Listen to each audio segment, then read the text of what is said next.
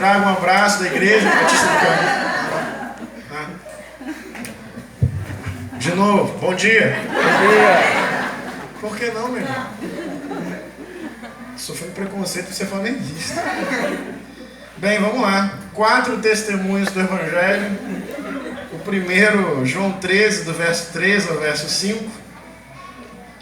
Jesus, sabendo que o Pai tinha depositado nas suas mãos todas as coisas, e que havia saído de Deus e que ia para Deus, levantou-se da ceia, tirou as vestes e, tomando uma toalha, cingiu-se. Depois deitou água numa bacia e começou a lavar os pés dos seus discípulos e enxugar-lhes com a toalha com que ele estava cingido. Esse é um texto bem conhecido, quando Jesus lava os pés dos seus discípulos. Na narrativa do Evangelho de João, a partir desse capítulo, o capítulo 13, a gente percebe uma certa mudança na caminhada de Jesus.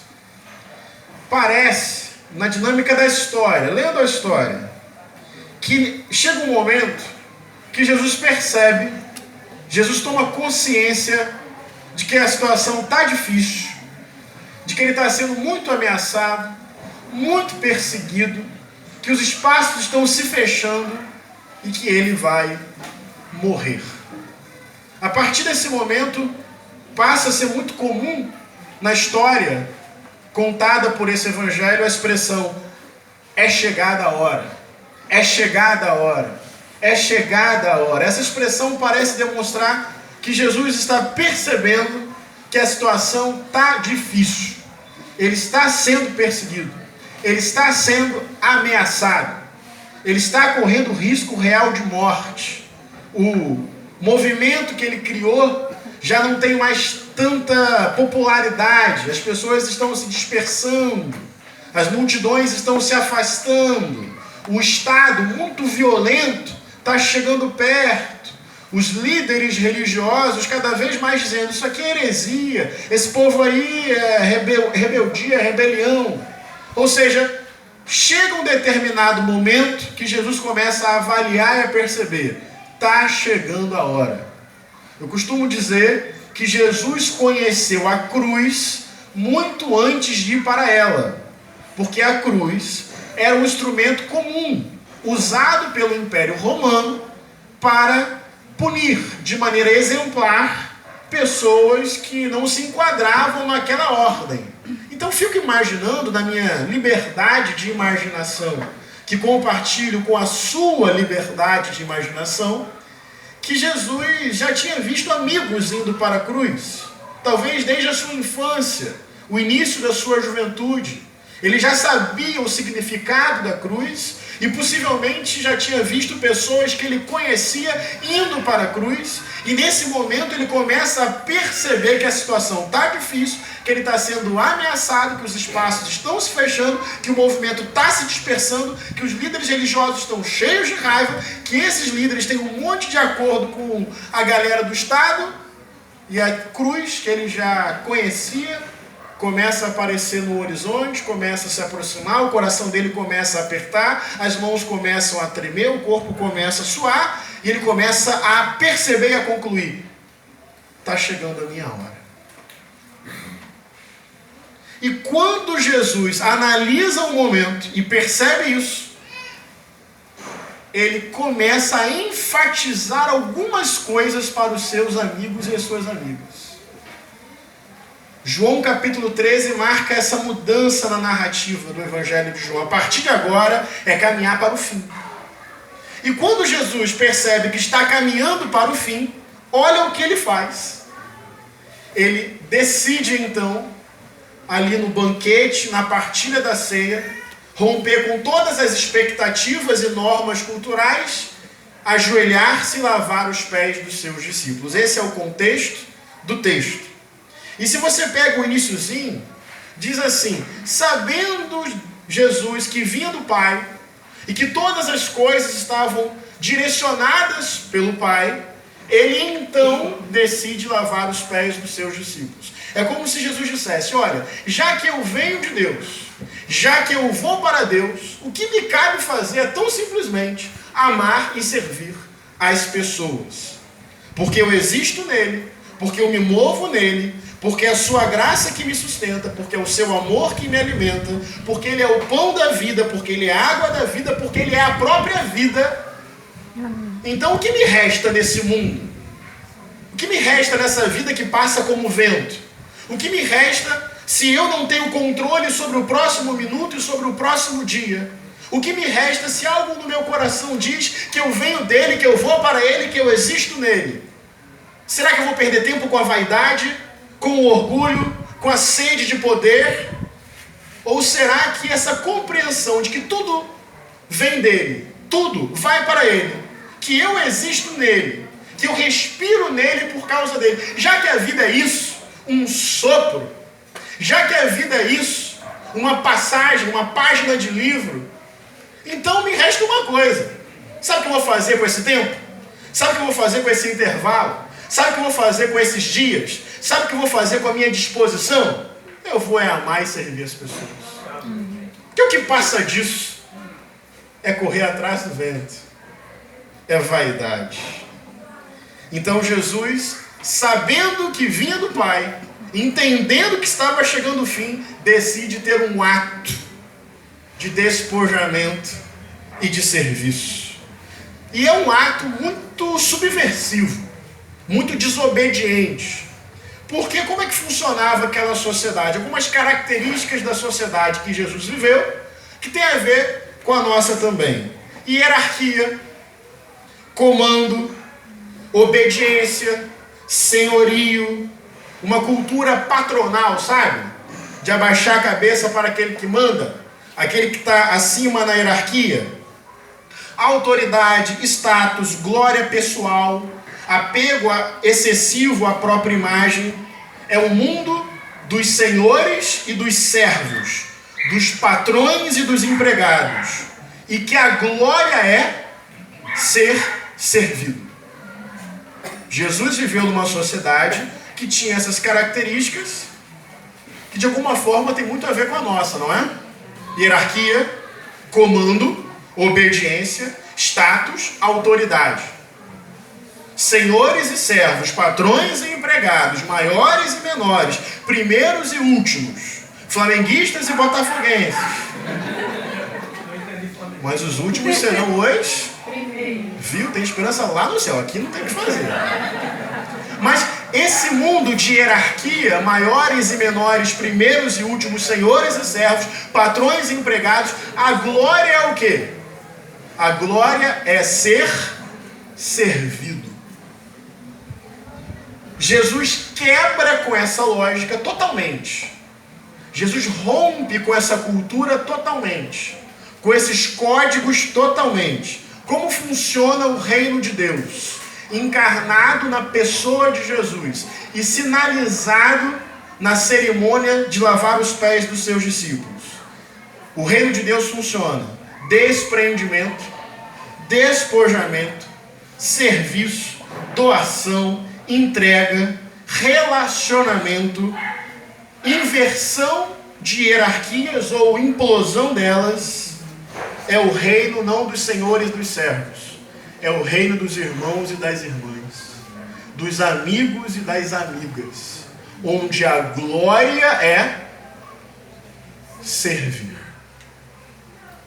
Entendem o significado da atitude de Jesus? Entre nós, irmãos e irmãs. Entre nós, ao invés de comando, relacionamento e encontro. Entre nós, o líder do movimento ajoelha-se, prostra-se e lava os pés dos seus amigos e das suas amigas.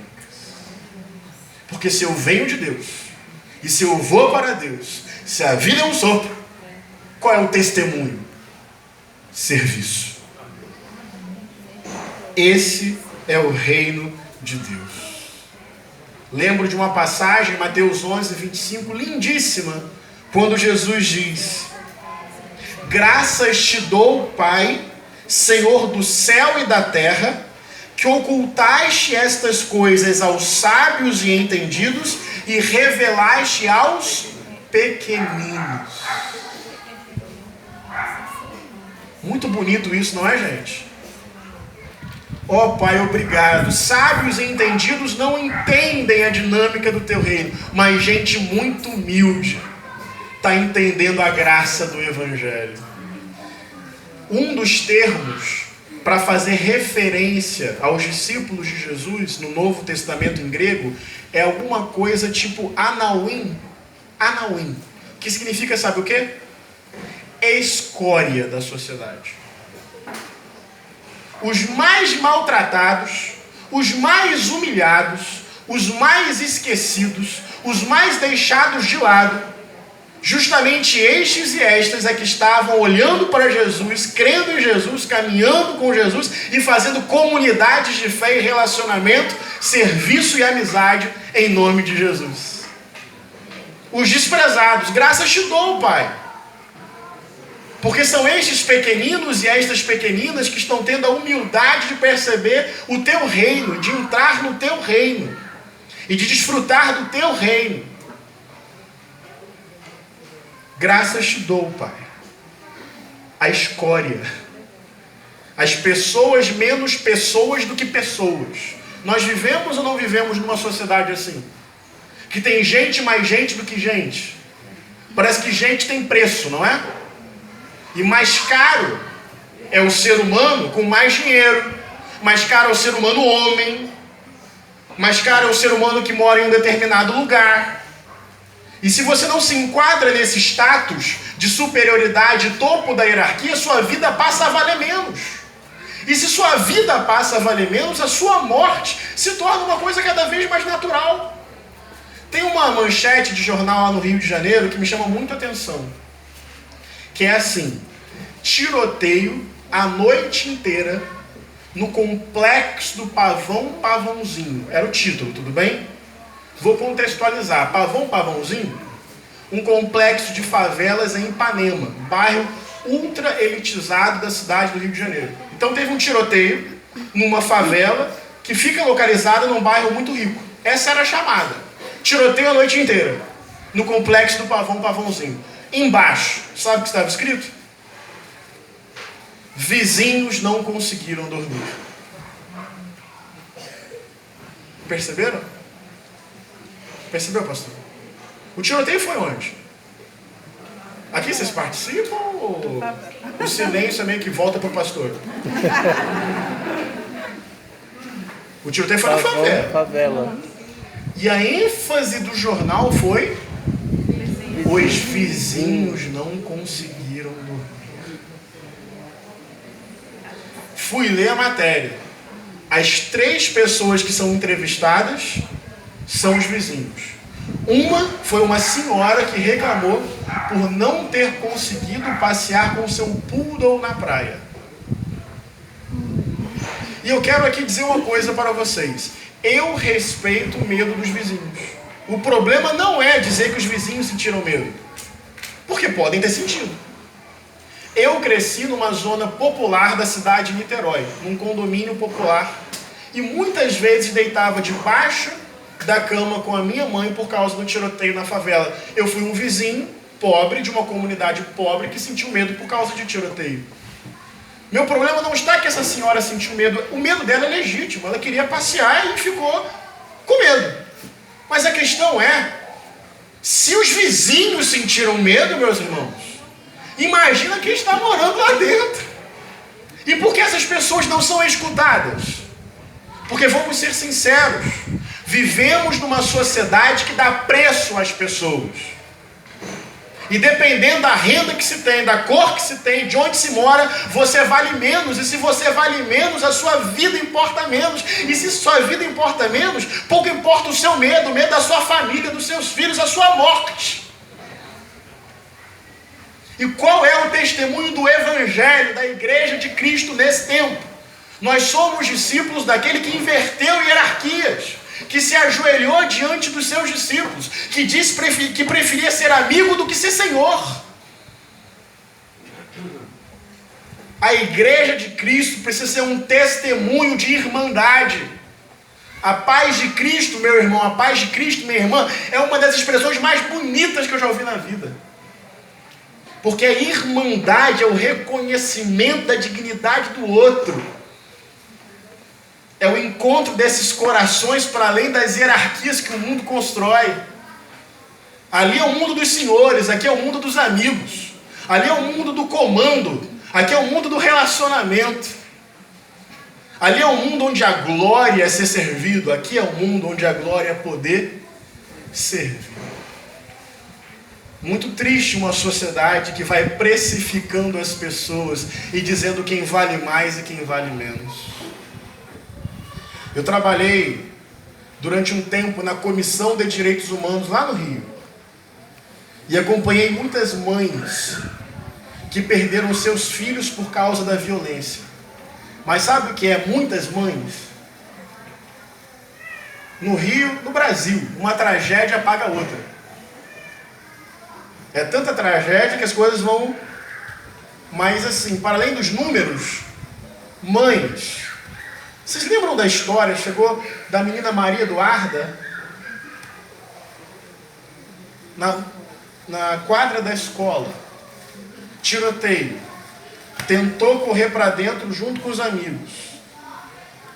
Na hora de passar no portão para ganhar a segurança de entrar na parte interna da escola, 4 tiros na Duda. E eu conheci a Dona Rose, a mãe dela, nossa irmã em Cristo. Fomos participar de um culto, pastor, na escola dela 1 semana depois. Foi incrível. Eu lembro da Dona Rose pegando o microfone, mãe da Maria Eduarda, Costa Barros, periferia do Rio. Estou contando essa história porque o que eu ouço de muitas mães que perdem seus filhos na favela? Primeiro, a dor de perder um filho. Deve ser uma coisa indescritível.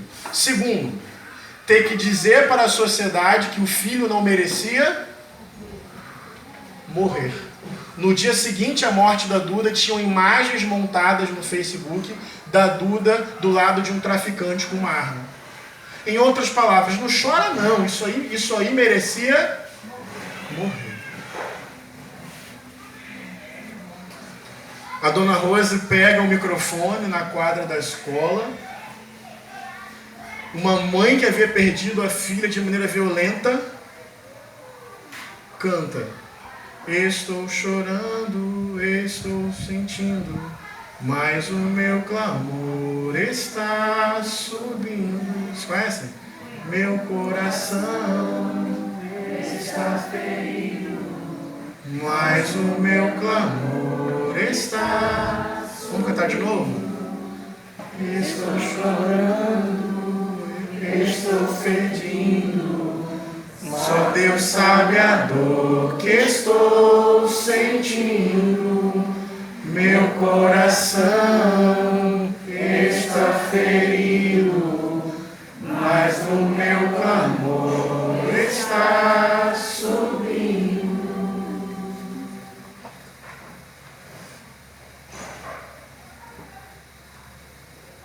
Às vezes os poderosos não ouvem, a imprensa não ouve, uma parte da sociedade pouco se importa e outra aplaude a morte. Diz assim: que bom, menos um. Mas eu creio que o canto da Dona Rose é o que toca o coração de Deus. Porque nós somos discípulos daquele que inverteu hierarquias. Graças te dou, Pai, pelos pequeninos. Aqui o mestre serve e se ajoelha.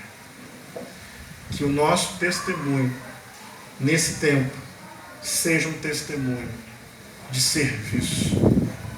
Amém? Amém.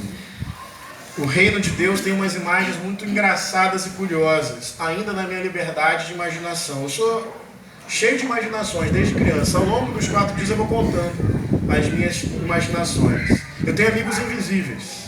Eu tinha Carlos e Marcos, quando eu era criança. Eles viajaram, não voltaram até hoje. Se voltarem agora vai ser estranho, porque eu sou adulto. Explicar para a sociedade que tem 2 amigos invisíveis aos 31 anos, talvez eu não seja convidado para pregar no próximo retiro. Ou ver com eles. Mas tem umas imagens engraçadas no reino de Deus. O tapete vermelho seria estendido para o pobre passar. Bonito? Trombetas tocariam e a imprensa se agitaria para reverenciar a chegada de um trabalhador. Imagina, aqui está chegando um trabalhador. Todos ficariam em silêncio para ouvir o que uma criança tem a nos dizer. Reverência. Crianças estão passando. A necessidade de dinheiro para comprar comida seria uma coisa impensável no reino de Deus. Daria vontade de rir. Mas calma aí, só para eu entender. Se a pessoa não tem cédula de papel, aqui não é papel, né? Dinheiro é papel, não é? Então só para eu entender. Se a pessoa não tem esse papel, ela não compra arroz e feijão. Tá. Aí se ela não compra arroz e feijão, ela sente fome. E no mundo de vocês é verdade que milhões de crianças morrem em decorrência da fome? Por quê? Por quê? Porque não tem vou nem usar o termo dinheiro, não tem papel. Não é de se espantar? Qual a lógica disso? Não tem papel, não come, morre? Então esse é um mundo em que o papel é mais importante que as pessoas. O reino de Deus não faz sentido isso. Estende o tapete vermelho, o pobre vai passar. Toca a trombeta, o trabalhador chegou. Silêncio, uma criança está brincando. E papel rasga tudo, porque a Mãe Terra nos deu, todo mundo tem acesso. Amém? Amém. Esse é o reino de Deus. A igreja, ou parte da igreja, quer fazer diferença no que não importa. Num moralismo vazio e hipócrita, tentando controlar as pessoas. Qual a diferença que isso faz no mundo? Agora, servir, amar, se doar, esse é o testemunho que sinaliza a presença de Cristo, que testemunha do Evangelho, que toca no coração das pessoas e que muda o mundo e aponta como vai ser o reino de Deus. Amém? Amém. Caminhando para o final, essa era a parte mais longa da mensagem. Eu falei que são cerca de 3, 4 horas de pregação? Não? Ih? Falei com os amigos, Carlos e Marcos. Gente, não me olhem estranho, foi uma brincadeira. Tem gente olhando meio estranho mesmo. Quando era criança, eles não voltaram, tá? Caminhando rápido, testemunho de justiça, Tiago 5, a partir do verso 1, esse texto aqui é ácido, é profundo. Ouçam agora vocês ricos, chorem, lamentem-se, tendo em vista a miséria que lhes sobrevirá. A riqueza de vocês apodreceu e as traças corroeram as suas roupas. O ouro e a prata de vocês enferrujaram e a ferrugem deles testemunhará contra vocês. E como fogo lhes devorará a carne. Vocês acumularam bens nesses últimos dias. Vejam o salário dos trabalhadores que ceifaram seus campos e que por vocês foi roubado com fraude, está clamando contra vocês. O lamento dos ceifeiros chegou ao ouvido do Senhor dos Exércitos. Vocês viveram luxuosamente na terra, desfrutando de prazeres e fartaram-se de comida em dia de abate. Vocês têm condenado e matado o justo sem que ele ofereça resistência. Eu escolhi esse texto de Tiago como símbolo de mais um testemunho. Testemunho de serviço, testemunho de justiça. O caráter pecaminoso do acúmulo desenfreado de riquezas. O suor do trabalhador é uma oração que grita e que alcança o coração de Deus. Mas entenda, o suor. Não precisa nem falar com Deus. Entende? É a vida daquela pessoa que luta para sobreviver com dignidade. Esse lutar do dia a dia é uma oração. Se traduz como oração. Porque chama a atenção do coração de Deus. Vocês entendem a denúncia dessa comunidade? que produziu esse texto? Poxa vida, vocês ricos, vocês desfrutam dos prazeres do mundo em dia de falência. Em dia que o povo sofre e geme, vocês fazem suas festas cheias de luxúria. O suor deles está clamando, está chamando a atenção de Deus. Vocês têm matado o justo. Tem esse detalhezinho no final do texto. O texto meio que mostra um retrato da nossa sociedade dizendo, isso não faz sentido. O nosso mundo de hoje, 1% tem a mesma riqueza que o restante. É muita concentração, é muita desigualdade, é muita injustiça. Isso fere o coração do Deus de Jesus. É a percepção da comunidade que escreveu e contou aqui na carta de Tiago. Mas tem um detalhezinho aqui no final. Além da desigualdade e do suor do trabalhador como oração, não sei se você reparou o finalzinho do texto. Vocês têm condenado e matado o justo sem que ele ofereça resistência. Porque, atenção a isso, tem muito a ver com o nosso tempo, com o nosso país e com o testemunho que a igreja precisa dar. Tem a desigualdade, certo? A desigualdade é um problema espiritual, nesse sentido. Porque é uma injustiça que fere o coração de Deus. Mas tem um detalhezinho que o final desse texto aponta. Além da desigualdade, o que os ricos fazem? Vocês têm condenado e matado o justo. Então é mais ou menos o seguinte. Vamos lá para o Brasil colônia, escravidão. Quase 400 anos em que o povo negro foi tratado como escravo. Se esse escravo se revolta, olha ali para o senhor da casa grande distraído, o capataz distraído, resolve pular a cerca e correr em direção à sua liberdade. Se ele é capturado, o que acontece? Quais são os relatos históricos? Tortura e morte. Mas não vamos ficar no Brasil colônia, não. Uma vez eu visitei no sertão cearense um acampamento de trabalhadores sem terra. Pessoas muito humildes lutando por um palmo de terra para plantar e comer e vender e sobreviver. Na frente do acampamento, uma cerca, tudo bem? Estão visualizando? Na frente da cerca, um espaço de terra que você perde o horizonte. Muito grande, pastor, muito grande. Qual era a luta deles? Eles estavam reivindicando, pedindo ao governo que eles pudessem entrar naquela terra para plantar, porque aquela terra estava parada, não estava sendo utilizada para produzir alimento e gerar emprego. Deu para entender? Um cara muito rico tem aquela terra, não faz nada com aquela terra, deve estar esperando alguma coisa. A terra valorizar, de repente o governo constrói uma estrada na frente, a terra que valia X vale 10X, ele vende e ganha dinheiro. Ganha muito dinheiro. Produziu algum alimento? Não. Gerou algum emprego? Não. Só ficou ali com a terra parada. O povo pobre ficou olhando para a terra, pedindo ao governo, poxa, tá parado, a gente quer plantar, a gente quer produzir, a gente quer comer, a gente quer viver. Se esse povo se cansa desse negócio, pula a cerca para, não, vamos ocupar isso aqui para plantar. O governo pode interpretar que isso é um crime. Não seria, mas pode. E aí, quem é que está cometendo o crime? O rico fazendeiro que deixa a terra parada ou o trabalhador que pulou a cerca para tentar plantar? O que o texto de Tiago está dizendo? Puxa vida, vocês condenam e matam os vulneráveis. Ele está lutando para sobreviver, meu irmão. Ele quer um palmo de terra para plantar e comer. Mas além da desigualdade, todo mundo que se rebela, que protesta, que vai para a rua, faz uma manifestação. O que vocês fazem com essas pessoas? Encarceram ou matam. Deu para entender? O Brasil tem hoje mais de 700 mil presos. Cresceu mais de 600% nos últimos 20 anos. 60% são negros. 46%, pastor Wellington, não tem ensino fundamental completo.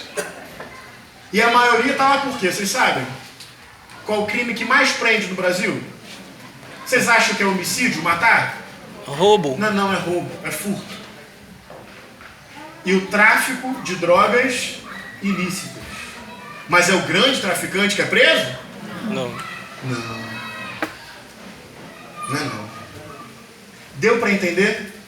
Além da desigualdade, só que isso é tão antigo que o texto de Tiago está dizendo: além de vocês fazerem festa em cima do suor do povo trabalhador, quando esse povo luta, vocês condenam e matam o justo, que sequer tem instrumento real de oferecer resistência. Está aqui. Mas o Espírito do Senhor está sobre mim, porque Ele me ungiu para pregar boas novas aos pobres, me enviou para proclamar liberdade aos presos, recuperação de vista aos cegos, libertar os oprimidos e proclamar o ano da graça do Senhor. Portanto, o testemunho da igreja é o testemunho do anúncio da justiça. Justiça não é vingança, não tem nada a ver com isso. Justiça é reparação de desigualdade. O que o texto de Tiago aponta, no reino de Deus as coisas vão ser diferentes. Amém? Amém. E por fim, além do testemunho de serviço, do testemunho